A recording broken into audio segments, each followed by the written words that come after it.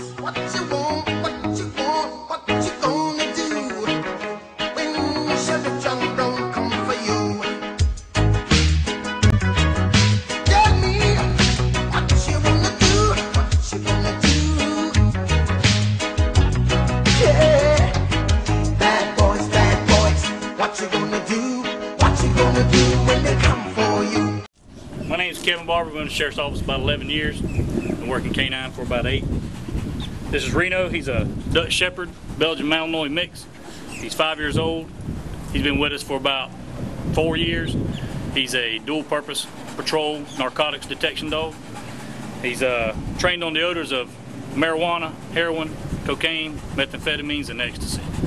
He's a passive alert dog, which means he gives a passive indication. He sits when he gets in the odor of one of those 5 narcotics that I mentioned. Right now we're going to come over here. I'm going to present him to a couple items and see what he does with it. He works on and off lead too. Sit down. Come. Here.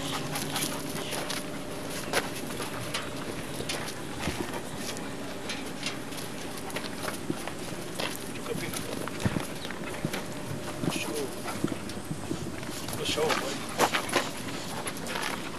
Show, buddy. Show.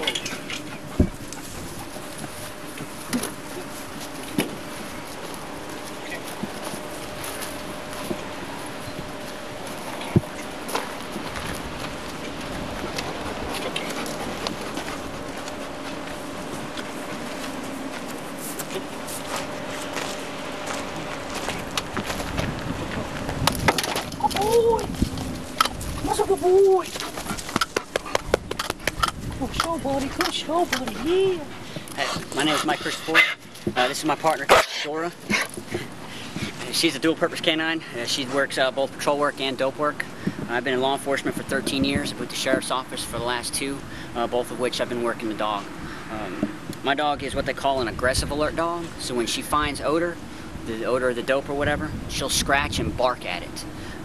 Whereas the passive alert dogs, they sit. So she is a German Shepherd. She was imported from the Czech Republic, and she is 5 years old.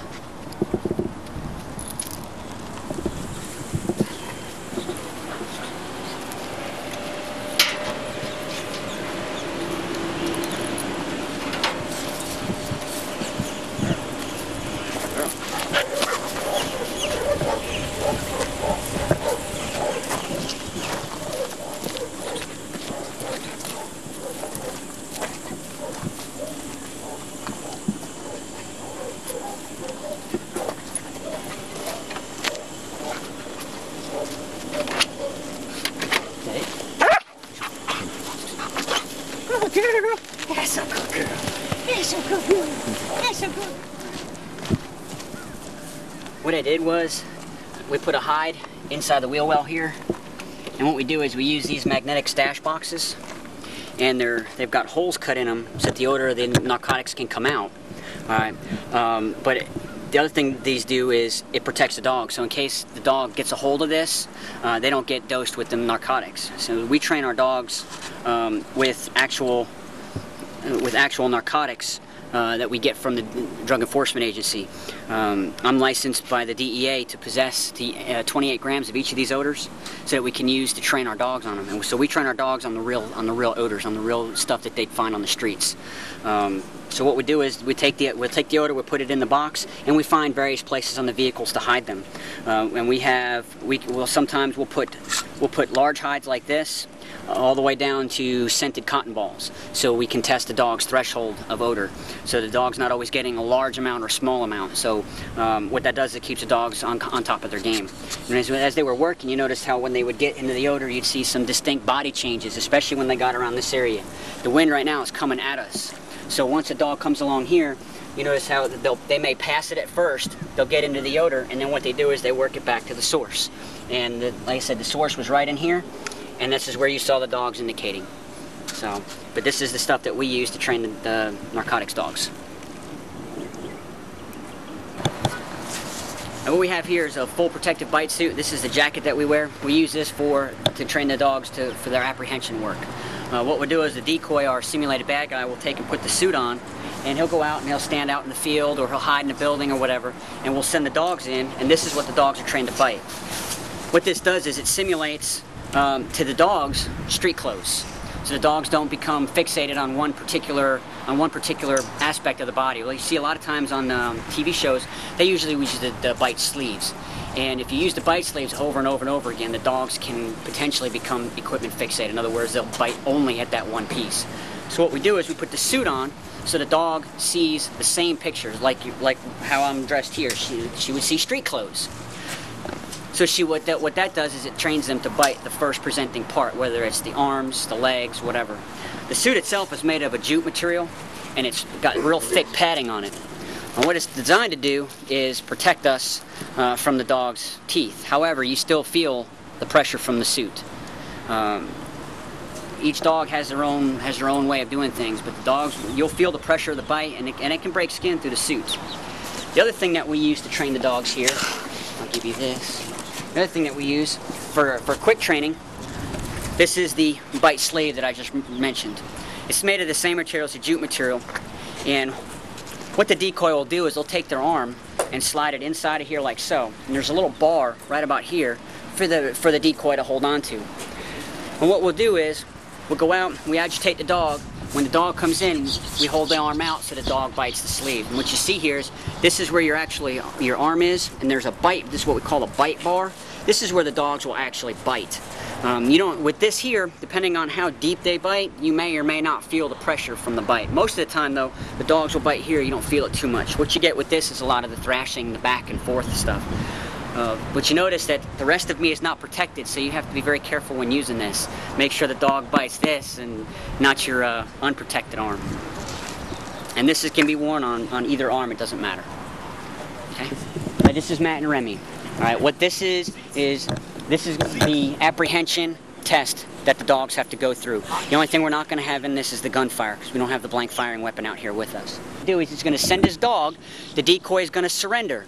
Matt's going to stop his dog or recall him. It's up to the handler, okay?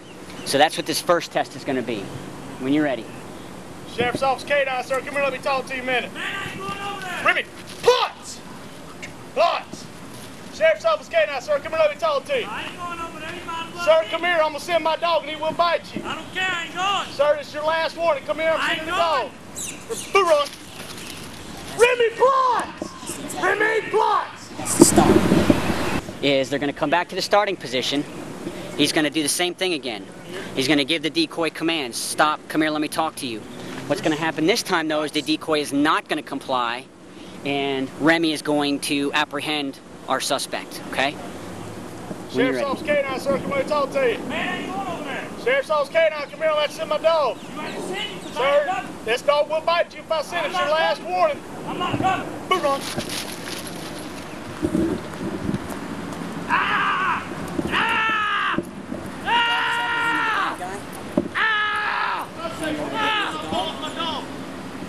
Remy, plots! Handler orders the bad guy to give up. If the bad guy gives up, he outs the dog on command, and the dog will lay down. What happens now is he's going to pat the suspect down, and the suspect's going to turn on him, and the dog, without command, is going to protect the handler. Suspect, stand still and I'll call off my dog. Remy, plots! Plots! Okay, the suspect gives up, he offs him. Now what he's going to do is he's going to pat the suspect down again, and this time the suspect is going to comply, and there's not going to be a bite.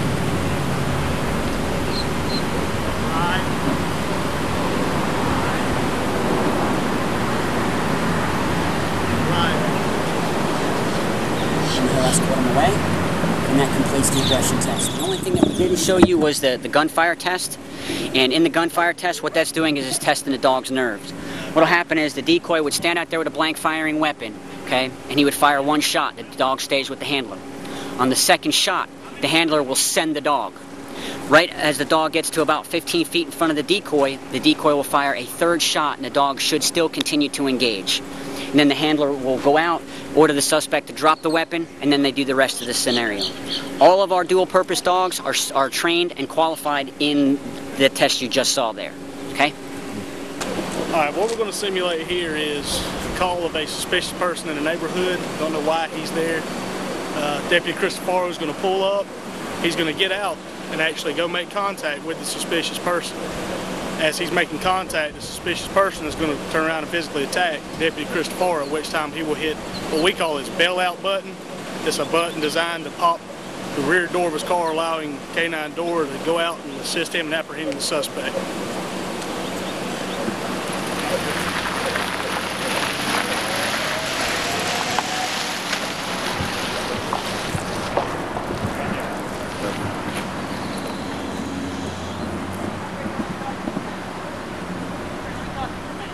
What are you doing up in here?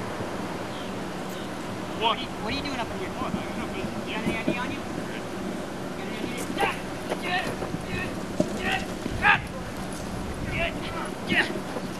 Suspect, stop by my dog and I'll call her off! Push! Leave it! Push! Suspect.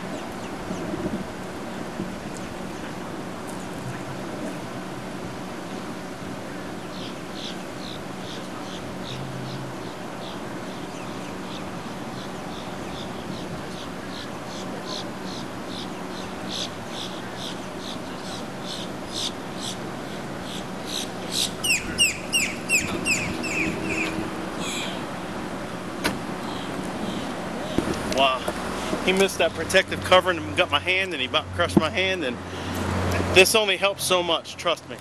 The reason why my hands are in there is so I can keep them.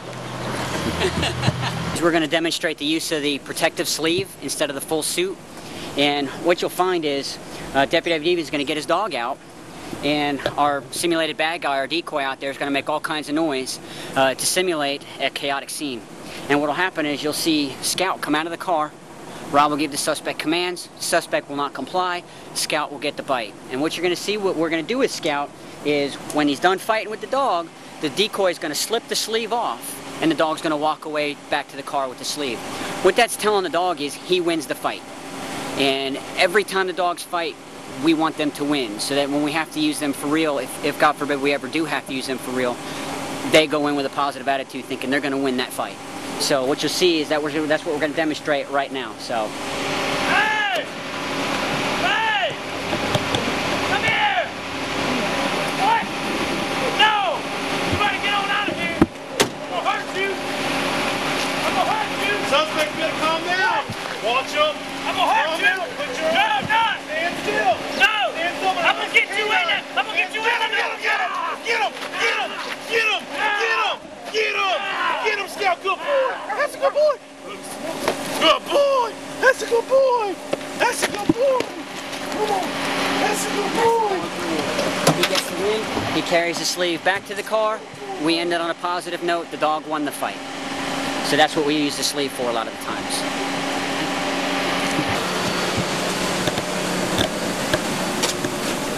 Because these cars are used for patrol, we still have to transport the suspects to the jail.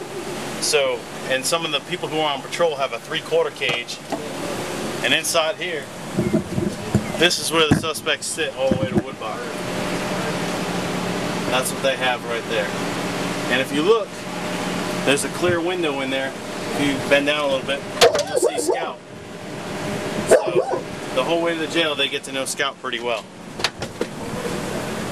What this scenario is going to be is the deputy's coming in, he's going to catch this guy trying to break into something. He's going to get out of the car, he's going to order that guy to come here. He's going to duck into the building. Hey, you better stop! Alright, what's happened now is we have a building search that we're going to have to do with the patrol dog. Alright, what we're going to do is get our dog out, we're going to come to the doorway, we're going to make an announcement. Sheriff's Office K9, show yourself or you will be bitten, or something along those lines. Either way, you're going to know that we're coming in with the dogs. Alright, we're going to do that 2-3 times. Once you fail to comply with those orders, we're going to send the dog into the building and attempt to find the bad guy. What this is the building search aspect of the patrol work. And this is something that all of our dogs are qualified to do. So what we're going to do is we're going to show Remy do this. And as we go through, I'll talk you through everything that's going on. Sheriff's Office K9, come out, I'm gonna release the dog. Sheriff's Office K9, come out, I'm gonna release the dog. Sheriff's Office K, that's your last warning. Move on, move on.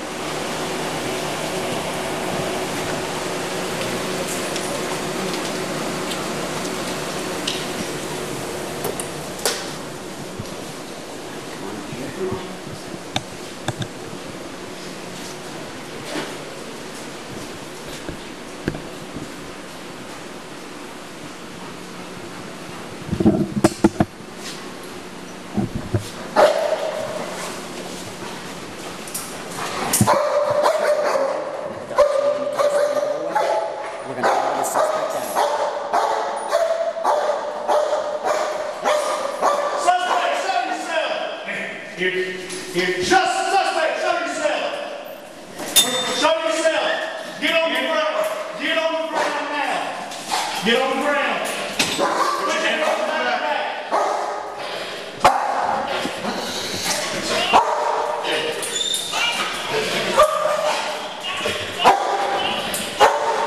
Stand up. Walk outside. Come here. Wait.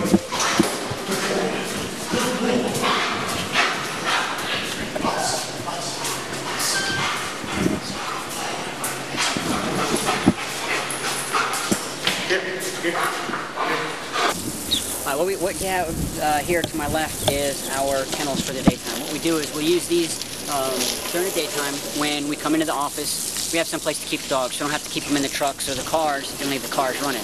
You take them out, we can put them in here, and they'll stay comfortable while we're inside the office instead of leaving them in the cars. This is only temporary housing. We don't leave the dogs here overnight. You see, each one of them is equipped with a water bucket that's changed out every day. Each one of them has a house so that they can get in out of the sun or out of the rain, whatever. The floor is made of a real gray hard plastic. What that does is it keeps it nice and cool for the dogs so they can lay down. It's comfortable for them. We got the roof built over top of it, and every day what we'll do is we'll come out, we'll empty out the water bowls, freshen them up, rinse out the flooring in here, and we'll get them ready for tomorrow. Like I said, this is only temporary housing. All of our dogs stay at our homes with us. They're all part of our families. Each one of them has been integrated into our individual families.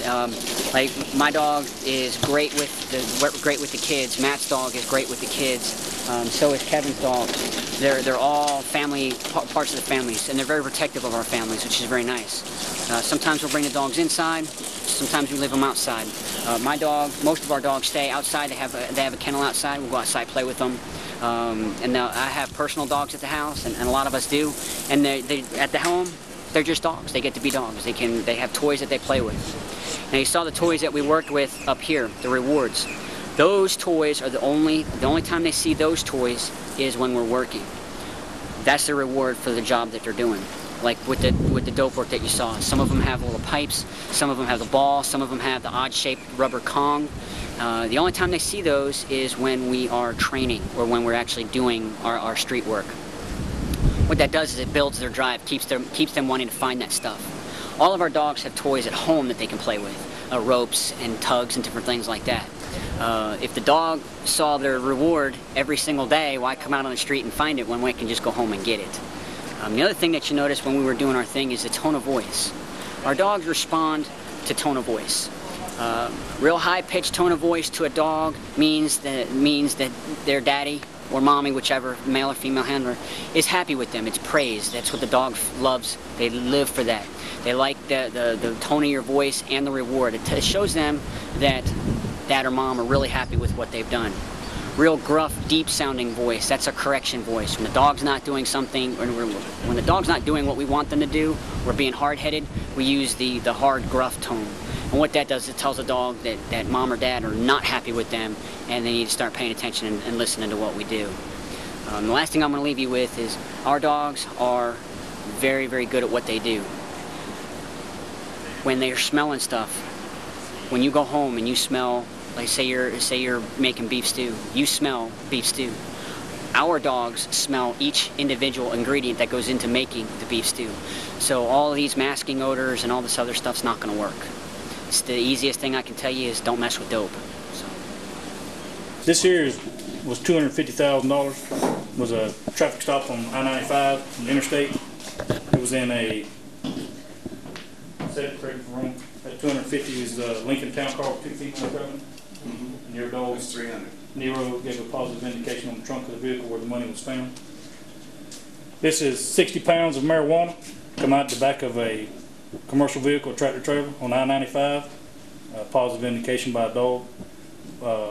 Resulted in a search and seizure of, I believe it's 60 pounds of marijuana in the tractor. This marijuana was a traffic stop on I-95. Indication by a canine. I forget how many pounds of marijuana was, but as you can see, you got the scale here with one of the bricks cut in half, and then some of it sitting there so we can try to get a true and accurate weight on it. This here was a traffic stop on I-95, southbound. You can see the money in a plastic bag that was in the center console. I believe it was a Dodge pickup truck. Cannot remember the exact amount on that. It was a $30,000 or $40,000 Dodge truck. This was about $15,000. It was a traffic stop on I-95 on a commercial vehicle, tractor trailer. Indication by a canine. It was in a box under the driver's seat. What you want, what you